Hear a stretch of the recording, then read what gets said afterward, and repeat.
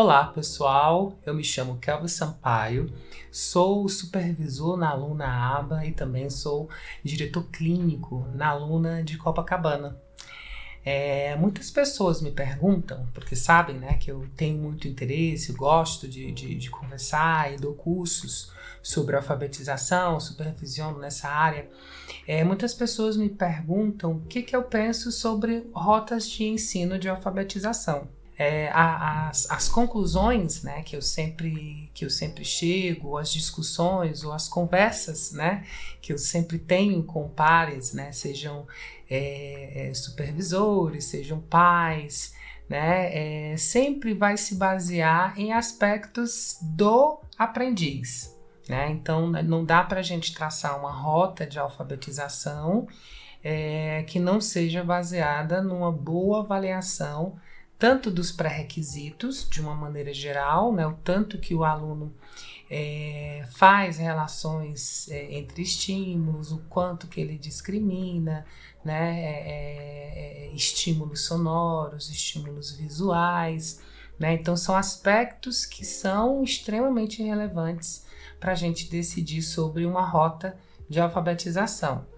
Por exemplo, tem muitos aprendizes que eles vão se beneficiar por uma rota auditiva visual, ou seja, relações que estão entre o som, a palavra impressa, relações que estão relacionadas à compreensão do fonema, como a gente tem, por exemplo, no método fônico, né? Então, esse tipo de procedimento de ensino, essa rota de ensino, ela está se baseando em maneiras pelas quais o nosso aprendiz se relaciona com o ambiente. Então, isso é importante a gente levar em consideração. Isso nos protocolos de avaliações em ABA, a gente consegue rastrear qual é a performance do aluno, como que ele responde diante de determinados tipos de estímulos, né? Então esse é um ponto, né?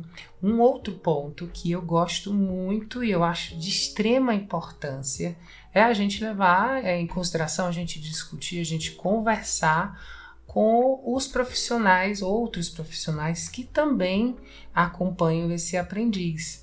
Então, se o aprendiz ele tem uma intervenção fonoaudiológica, se o aprendiz ele tem uma terapia ocupacional, se o aprendiz ele faz parte, né, de alguma intervenção psicopedagógica, então é importante a gente consultar, né, esses outros colegas, esses outros profissionais, né, principalmente no que diz respeito a especificidades da aprendizagem daquele aluno.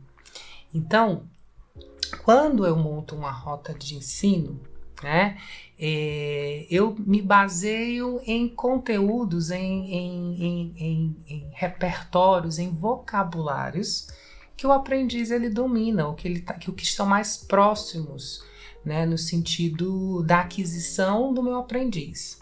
Vamos supor, né?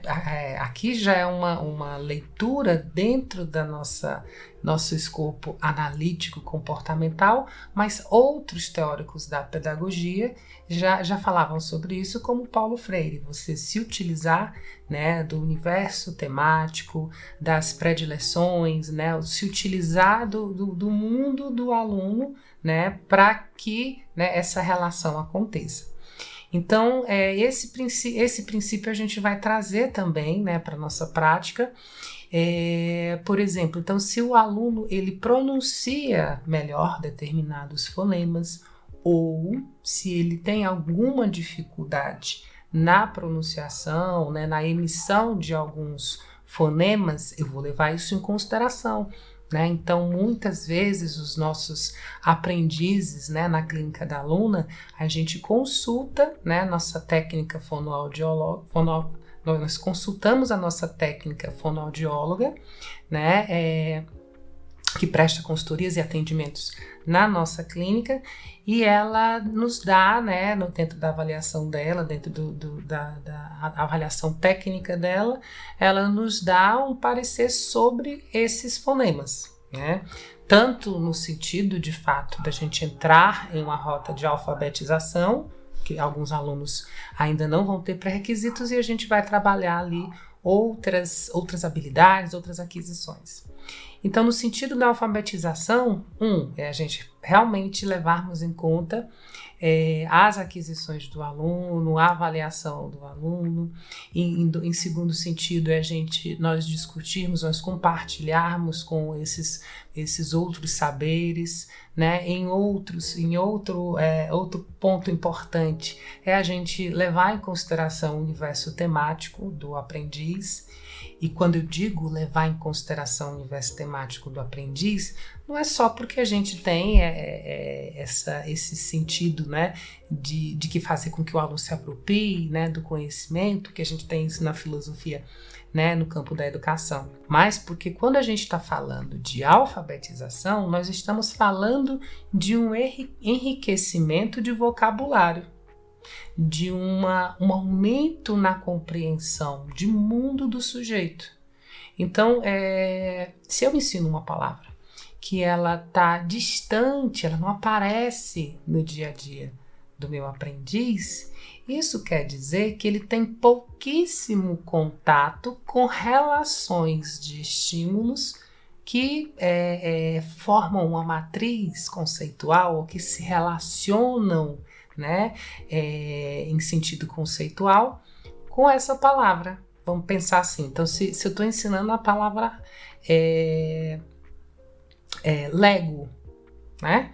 E vamos supor que seja um aluno que não brinca de Lego, que não se aproxima, que não tem interesse, ou seja, por isso no dia a dia, na casa dele não tenha Lego, a mãe não comprou Lego porque ele não tem interesse, não gosta, ou seja, é um estímulo que está bem distante das relações dele. E se eu escolho, por exemplo, a palavra boneca ou a palavra boneco, então se eu sei que é um estímulo que o aprendiz tem bastante contato, ele brinca com o boneco, ele encontra boneco na casa dele, ele pede por boneco quando ele está precisando, quando ele quer brincar. Ou seja, esse estímulo boneco, dentro de um campo temático, né, dentro de relações de estímulos, dentro de matrizes conceituais, esse estímulo está aparecendo por muitas oportunidades, né? Por múltiplos exemplares.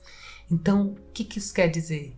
Que eu aumento as chances dessa relação, né, dentro do treino, dela ser fortalecida, né? De eu ter a chance de em poucas exposições ou em menores exposições, ele adquirir a leitura da palavra boneco em detrimento dele aprender a palavra Lego, né?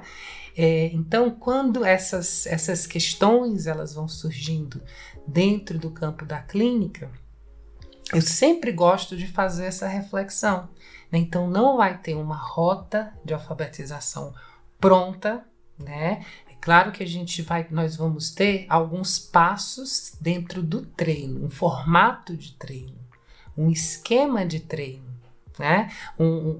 A maneira como a gente vai treinar as relações entre estímulos, né, que já foi tão bem apresentada aqui no nosso canal, né? A gente pode colocar aqui os links relacionados a esses temas, quando a gente já discutiu esse tema. Então, a maneira como a gente vai apresentar o ensino, né, os procedimentos, eles vão ser comuns, né? Mas o tipo de alvo, que aí eu vou chamar alvo, entendam, é a figura, a fotografia do boneco, é a palavra, o som, boneco, né? A palavra impressa, boneco. Então, esse alvo, né, que eu vou falar como alvo, porque é como a gente usa nos treinos. Então, esses alvos ou essa rota de alvos de ensino, ela vai ser única ou ela vai ser muito mais próxima da realidade do nosso aprendiz. Então, vocês vão ter a chance, né, de construir infinitos, né, através de uma rota, né, que vocês já tenham estruturado, né, isso vocês vocês vão recorrer na literatura ou num curso de alfabetização, seguindo nossas indicações aqui no nosso canal. Então vocês vão ter esses exemplares, né, de rotas de treino, mas vocês nunca vão fugir de ter que construir um material, né, individualizado, personalizado do seu aprendiz. E eu acho que quem trabalha, por exemplo, na rede pública, no AE, por exemplo, já está bastante acostumado, né, a construir esses materiais, a fazer adaptações. Então, eu acho que quem é professor, né, da rede pública já está bem enriquecido com esse repertório, né, de construção de materiais. Então fica a dica, né, fica essa indicação, né, dessa discussão sobre a alfabetização, e é um tema, né, muito grande, né, para a gente conversar. Deixe aí a sua opinião, o que você acha, ou como que você tem trabalhado, ou como você, enquanto pai, né, percebe que isso é feito para o seu filho e para o seu aprendiz, né? Então, dá o joinha aqui, né? Sempre lembrando que vocês podem reforçar minha participação aqui no canal, né, da aluna. Deixem os seus comentários, seu joinha, siga a nossa página e nos indique. Muito obrigada!